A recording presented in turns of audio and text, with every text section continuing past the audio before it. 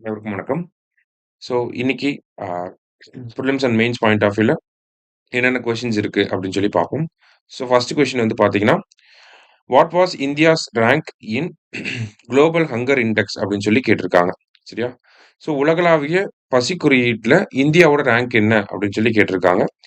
So உலகளாவிய பசி குறியீட பொறுத்தவரைக்கும் பார்த்தீங்கன்னா, யார் ரிலீஸ் பண்றாங்கன்னா, கன்சர்ன் வேர்ல்டு வைட் அப்படிங்கிற அமைப்பும், வேர்ல்ட் ஹங்கர் லைஃப் அப்படிங்கிற அமைப்பும் தான் ரிலீஸ் பண்றாங்க. இவங்க 2 பேரும் சேர்ந்து தான் ரிலீஸ் பண்றாங்க. இதுல இந்த பசி குறியீட்டுல இந்தியாவோட ரேங்க் என்னன்னா 102வது ரேங்க்ல நம்ம இருக்கோம். சரியா? அடுத்தது choose the correct statements about global multidimensional poverty index அப்படின்னு சொல்லி கேட்டிருக்காங்க. சரியா?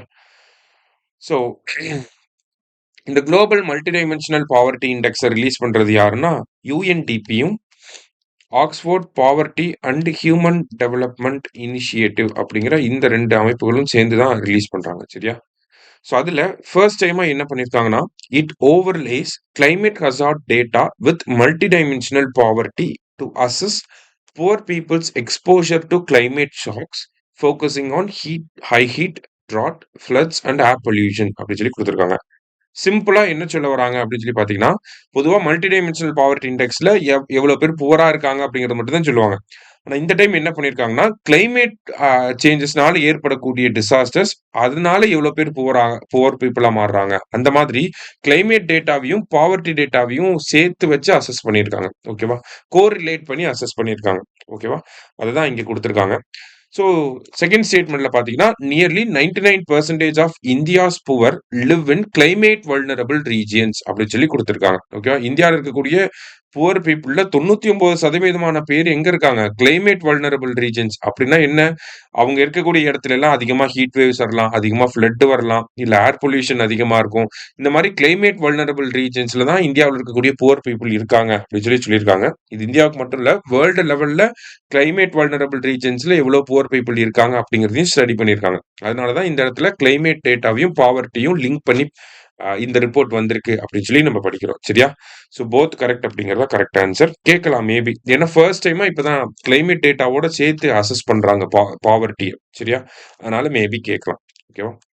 அடுத்தது choose the correct statements about indicators of global multidimensional poverty index அப்படின்னு சொல்லி கேட்டிருக்காங்க. ஸோ அதுல இருக்கக்கூடிய குறிகாட்டிகளை பத்தி கொடுத்திருக்காங்க. அது நமக்கு தெரியும். Health, education, standard of living அப்படிங்கிறது நமக்கு தெரியும். இதை காலங்காலமா நம்ம படிச்சுட்டு வரோம். ஆனா இதுக்கப்புறம் மேபி இப்படியே கேட்கலாம், இல்லாட்டி இன்னும் கொஞ்சம் டீப்பா போயும் கேட்கலாம். ஹெல்த்துக்குள்ள எவ்வளவு டைமென்ஷன், ஹெல்த் டைமென்ஷனுக்குள்ள எவ்வளவு இண்டிகேட்டர்ஸ் இருக்கு, எஜுகேஷன் டைமென்ஷனுக்குள்ள எவ்வளவு இருக்கு, ஸ்டாண்டர்ட் ஆஃப் லிவிங்குள்ள எவ்வளவு இருக்கு அப்படின்னு சொல்லி கேட்கலாம். ஏன்னா ரீசெண்டா நமக்கு குரூப் 4 எக்ஸாம்ல வந்து பாத்தீங்கன்னா, மண்டல் கமிஷன் ரிப்போர்ட்ட வச்சு ஒரு கொஸ்டின் கேட்டிருந்தாங்க. அதுல என்ன பண்ணியிருப்பாங்கன்னா, மண்டல் கமிஷன் ரிப்போர்ட்ல சோசியோ, எக்கனாமிக், பொலிட்டிக்கல் அப்படின்னு சொல்லி பிரிச்சிருப்பாங்க. மொத்தம் 11 இண்டிகேட்டர்ஸ் இருக்கும். அந்த 11ம் ஒவ்வொன்னுத்துல எவ்வளோ இருக்கு அப்படின்னு சொல்லி கேட்டிருந்தாங்க. ஓகேவா? ஸோ அப்ப இதுக்கப்புறம் வரக்கூடிய இண்டிகேட்டர்ஸ் அப்படின்னு சொல்லி பார்க்கிறப்ப, இந்த மாரி இன் டெப்த்தா போய் கேட்கறதுக்கு வாய்ப்புகள் இருக்கு. அதனால இனிமேல் இண்டிகேட்டர்ஸ் படிக்கிறப்ப உள்ள போயும் நம்ம படிச்சுக்கணும். சரியா? அப்ப மல்டி டைமென்ஷனல் பாவர்ட்டி இண்டெக்ஸ்னா மொத்தம் 3 டைமென்ஷன் இருக்கு. Health, education, standard of living. அதுல ஹெல்த்ல வந்து பாத்தீங்கன்னா 2 இண்டிகேட்டர்ஸ் இருக்கும். Years of schooling, school attendance அப்படின்னு சொல்லி 2 இருக்கும். ஆ எஜுகேஷன்ல பாத்தீங்கன்னா 2 இருக்கும். ஹெல்த்ல வந்து பாத்தீங்கன்னா சைல்டு மார்டாலிட்டி, நியூட்ரிஷன் அப்படின்னு சொல்லி 2 இருக்கும். ஸ்டாண்டர்ட் ஆஃப் லிவிங்ல cooking fuel, sanitation, water, electricity, floor and asset ownership அப்படின்னு சொல்லி ஒரு 6 இண்டிகேட்டர்ஸ் வந்து இருக்கும். இப்ப ஹெல்த்ல 2, எஜுகேஷன்ல 2, ஸ்டாண்டர்ட் ஆஃப் லிவிங்ல 6. அதான் இங்கேயும் குடுத்துருக்கோம். சரியா? ஸோ ஆல் ஆர் கரெக்ட் அப்படிங்கிறது தான் கரெக்ட் ஆன்சர். ஓகே. அடுத்தது largest soybeans manufacturing state in India அப்படின்னு சொல்லி கேட்டிருக்காங்க.